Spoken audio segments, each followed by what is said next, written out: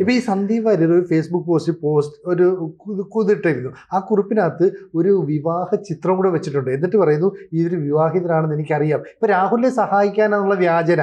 പക്ഷേ ഈ രാഹുൽ ഈശ്വരും അതുപോലെ തന്നെ സന്ദീപ് വാര്യരും ചെയ്യുന്നത് കോടതി വ്യവസ്ഥയുടെ ലംഘനമാണ്. ഈ പറയുന്നത് നമ്മളല്ല, അഡ്വക്കേറ്റ് ശ്രീജിത്ത് പെരുമന എന്ന് പറയുന്ന ഒരു അഭിഭാഷകൻ ഒരു പോസ്റ്റ് ഇട്ടേക്കാണ്. അതായത് കോടതിയുടെ മുന്നിൽ കേസ് വരുമ്പോൾ അത് ബലാത്സംഗ കേസിലെ ഇരയുടേതെന്ന പേരിൽ ചിത്രങ്ങൾ ഉൾപ്പെടെ പ്രചരിപ്പിച്ചുകൊണ്ട് നടത്തുന്ന ഈ നീക്കം, ഇത് ഫിസിക്കൽ ആക്രമണത്തിന് സമാനമായി നടക്കുന്ന ഹീനമായ സൈബർ ആക്രമണമാണെന്നാണ് പറയുന്നത്. അപ്പോൾ പാലക്കാട് MLA രാഹുൽ മാങ്കൂട്ടം പ്രതിയായ ഈ കേസിൽ ഈ പെൺകുട്ടിയാണ് പ്രതി എന്ന് ഐഡന്റിറ്റി വെളിപ്പെടുത്തുന്ന രീതിയിൽ കൃത്യമായ ചില സൂചനകൾ നൽകുന്നു. എന്റെ പൊന്ന് സിനുജി, ഇത് മൊത്തം പേര് ഈ പറയത്തില്ലേ, അതിജീവിത എന്ന് പറയുന്ന ആളിന് ഈ പറയുന്ന സ്വാതന്ത്ര്യം കാര്യങ്ങളും അവരെ വെളിപ്പെടുത്തരുത്, അല്ലെങ്കിൽ മോഹം കാണിക്കരുതെന്നൊക്കെ പറയുന്നില്ലേ.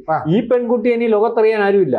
ഈ പറയുന്ന സന്ദീപ് വാര്യർ എന്ന് പറഞ്ഞ ആൾ ചെയ്തെന്ന് പറഞ്ഞാൽ ഈ പെണ്ണിന്റെ ഒരു ഫോട്ടോ ഇട്ടു.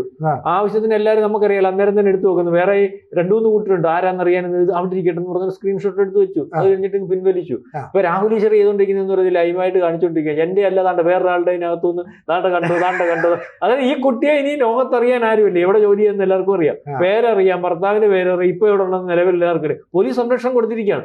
അതായത് ഇപ്പൊ ഇതിനകത്ത് ശ്രീജിത്ത് പെരുമന എന്ന് പറയുന്ന ആൾ പരാതി കൊടുത്തതനുസരിച്ചാണെങ്കിൽ യുവതി കൊടുത്ത പരാതിയിൽ മാങ്കൂട്ടത്തിന്റെ രക്ഷയിലെ ഇപ്പൊ സന്ദീപ് വാര്യരുടെ അകത്ത് പോകുന്ന അവസ്ഥയിലേക്ക് പോവാം. അപ്പൊ സന്ദീപ് വാര്യർക്ക് ഈ ജോലി പൂർണ്ണമായിട്ടും, അല്ലെങ്കിൽ ഈ പറയുന്ന രാഹുൽ മാങ്കൂട്ടത്തിനെ ഫിനിഷ് ചെയ്ത് നിന്നെ ഏൽപ്പിച്ചിരിക്കുക, കോൺഗ്രസിനകത്തെ സിസ്റ്റമാണ് ഞാൻ നിന്നെ ഏൽപ്പിച്ചിരിക്കുക, നീ ഇത് ഫിനിഷ് ചെയ്ത് കൈത്തരണം. അത് ആർക്കും അറിയാത്ത രീതിയിൽ സഹായിക്കുന്ന വ്യാജാന്യത ലൈവായിട്ട് നിർത്തിയിരിക്കണം. ഇനി ഇവന് ജാമ്യം കിട്ടുന്ന ഒരു അവസ്ഥയിലേക്ക് കാര്യങ്ങൾ എത്തിക്കരുത്. അതിന് വേണ്ട പണിയൊക്കെ ചെയ്തോണം.